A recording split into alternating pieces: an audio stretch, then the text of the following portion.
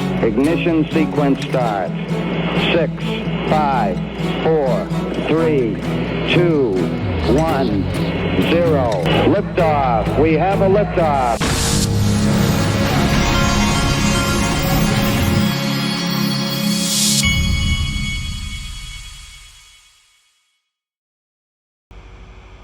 Hey everybody, this is the Digital Asset Investor, and I am taking great risk by making this video right now. It is 6:07 a.m. I could easily wake people in the house up. So I'm taking great risk at getting yelled at for making this video. But I needed to make it, got things going on, so here we go. Now, before I get going in the private group today, I'm gonna talk right now.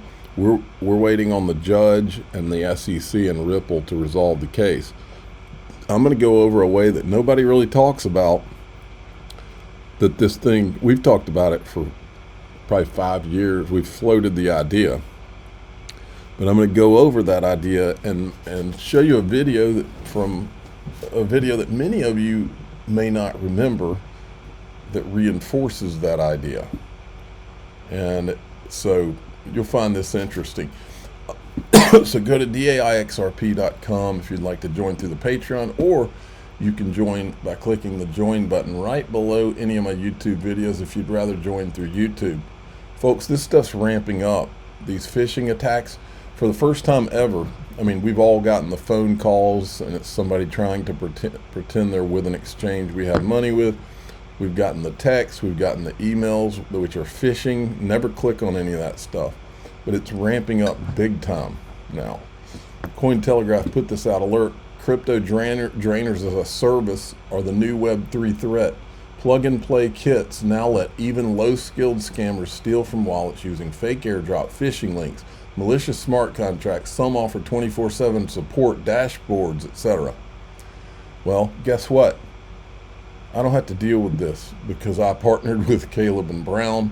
They have all the standard security that, you know, username, password, two-factor authentication. They've got all of that. But they have something that none of these places have. I have an actual person I can talk to. I can give my broker specific instructions. In this case, I don't care what happens. Nobody moves any money. Nobody sells anything unless you see my face and talk to me. And so you can do that too. You got to go to xrpwealth589.com. It will forward you to my Caleb and Brown page. Click the sign up today button and you are off. Dom from EZA, he's got it right. Bitcoin Las Vegas is the warm-up act for XRP Las Vegas. We are now 8 days away from XRP Las Vegas, folks. 8 days. It's coming fast now. I've been scrambling around trying to get ready. Okay, the market is still kind of flat. Not a lot going on. Bitcoin's at 106,000. XRP's at 233. Okay, now remember back when, I mean, we've been served a plate of Bitcoin, Ethereum, and now Solana for a decade now, it seems like. And if you were around back then, when they announced they were going to do Ethereum futures, CNBC was all over it. And then here recently they put out XRP futures, which don't quote me, but I think that they surpassed, I know they surpassed Solana, but I think they surpassed the first day trading of Ethereum too, and not a freaking mention from CNBC. This is what they did when, I mean, it was a whole production when Ethereum futures were going to launch. Well, our crypto baller, BK, is over. Take it away. Yeah, sure. So let's talk about Ethereum in particular, because that was in the news this week. And so now we have to talk about, okay, how is this going to trade? What are the catalysts over the next couple months that could actually move this? So I identified 3. First of all, let's talk about Ethereum futures. Right after the SEC came out and said, Ethereum is not a security. You know, ETHgate, Bill Hinman's speech. The president of the CBOE came out and said that was a hurdle to us launching Ethereum futures. So one would think that perhaps Ethereum futures are not far off. They already have an index-based Ethereum index, and you would think that futures are next. So that could be a potential catalyst for Ethereum. But no coverage of the XRP futures on CNBC. They can't show you that. Then we've got this, the SEC delayed a decision on 21 shares, Core XRP Trust, Grayscale XRP Trust, Grayscale Dogcoin Trust, seeking public feedback on proposals. Well, this is all temporary stuff. This is all just procedural stuff. This came from CoinDesk. Newly launched XRP futures have recorded 19 million in trading volume, powering hopes for an ETF launch. This is a quote from the article from Nate Garachi. Spot XRP ETFs only a matter of time. And here's the actual tweet. CME traded XRP futures are now allowed CFTC regulated contracts on XRP. Spot XRP ETFs only a matter of time. So it's coming. That's the setup. And then we've got this today. It says tomorrow here, but this is from yesterday. 11:30 a.m. Eastern time. Senate will vote on at 11:30 a.m. motion to proceed debate on Genius Act. These guys are hitting the acceleration button. Here's Bill Haggerty, the good guy behind it. Leader Thune, and I would like to say to everyone, I look forward to making history, hopefully this week, as we continue to make progress on the Genius Act. What does it do? I think it's very important to understand this. We're modernizing the payment system here in America. We're going to put America at the forefront of innovation rather than having America behind as the caboose.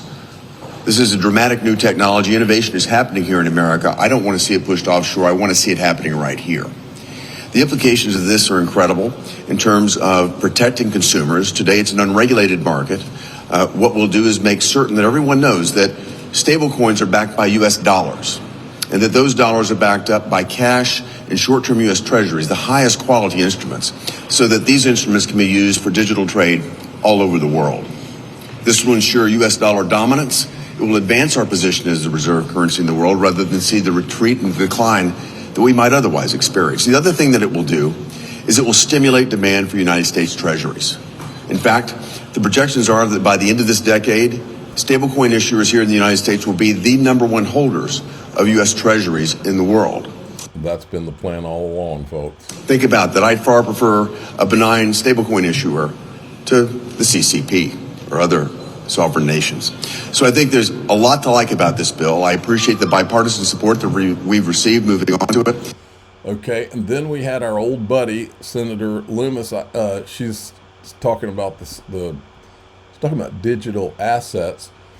She's for American crypto, and I asked her when she's going to be meeting with Brad Garlinghouse. Listen to this. Well, this has been a long time coming, and a lot of negotiations have gone on to get this bill to this point where we had a strong bipartisan vote last night. We look forward to sending this bill to the House so the U.S. can establish itself as the country that has adopted the most advanced, forward-thinking digital asset policy in the world. It's something President Trump supports. It's something that we are dedicated to because the digital asset industry is already embedded in our country and worldwide. And we need to have something that preserves a dual banking system, that recognizes the U.S. dollar through our U.S. treasuries as the important global asset that they are and continues to be, as Senator Haggerty says, the impetus for our being the global world reserve currency. This week, Coinbase, a digital asset company, joins the S&P 500, the first digital asset company to join the S&P 500. Digital assets are here to stay. Among the 20 largest holders in the world of U.S. treasuries is a stablecoin. These are embedded assets that we haven't regulated, that we haven't welcomed into our country until the Genius Act. I want to thank Senator. Okay, so she's all about digital assets, but doesn't. And by the way, let me mention, I do not believe Brad Garlinghouse just tweeted that about Senator Loomis for no reason. I believe that he knows there are bigger things going on, that she's up to more shenanigans than anyone's seeing behind the scenes. In other words, coming out digital assets, but she's really behind the scenes trying to play games and give Bitcoin an advantage and not have an actual level playing field. I don't think he would have just come out with that. Green eggs and ham. This guy's old school, smart guy. He's directly over the target here. He said, it's quite amusing hearing you use the term digital asset, given you canceled a meeting and refused to see CEO of the company that coined the phrase, Senator Loomis. He's 1,000% right. I literally named my channel in May of 2018 when I first started this channel. I named myself Digital Asset Investor because I had seen I realized Brad Garlinghouse was changing the terminology. At the time, everybody referred to it as crypto. And when I heard him several times, he kept saying digital assets while the whole industry is saying crypto. And since I can see around corners, I knew that he was changing the terminology to something that sounded less ominous. Smartly so. And so, yes, that's true. And then Dom from EasyA says Cynthia needs to get on the EasyA app ASAP and realize there are digital assets other than Bitcoin. 1,000% right. This right here couldn't be said any better. Australia's unrealized gains tax will be a lesson in economic suicide. They're literally floating this is how these politicians always do it. They float something. They say, well, we're gonna pass this unrealized taxes on just this little tiny segment of the economy, and then they know that over time they'll just drip, drip, drip and add other parts of the economy until their whole economy is under this stupid and crazy idea of taxing unrealized gains. Imagine all the forced sales that would occur that wouldn't happen otherwise. I mean, you're talking about economic suicide. I don't know what in the hell is going on in Australia, but it sure feels commie to me. Then we've got this from Jack McDonald. Ramping up RLUSD on XRP Ledger is a priority for the team. More to come on this front. He's referring to the BitMEX adding RLUSD to the platform. Okay, we're going to go into DAIXRP.com, the Patreon. If you'd rather join through YouTube, click the join button below any of my YouTube videos. Now, what we're going to talk about is, I would call it the XRP wild card for the case. And that is, it's not just look, in the real world, folks, yeah, judges are independent. Yeah. But there's another route to this case being over, and it's always been something we've talked about as a potential. You're going to find this fascinating, and it's oh so true. And I'm going to show you something that during the Ripple lawsuit, something that was said that reinforces that this is how it could go down. I'm the digital asset investor. I'm not an investment advisor. This is for entertainment purposes only. Please subscribe, hit the like button, tell your friends and family. You're going to want to see this.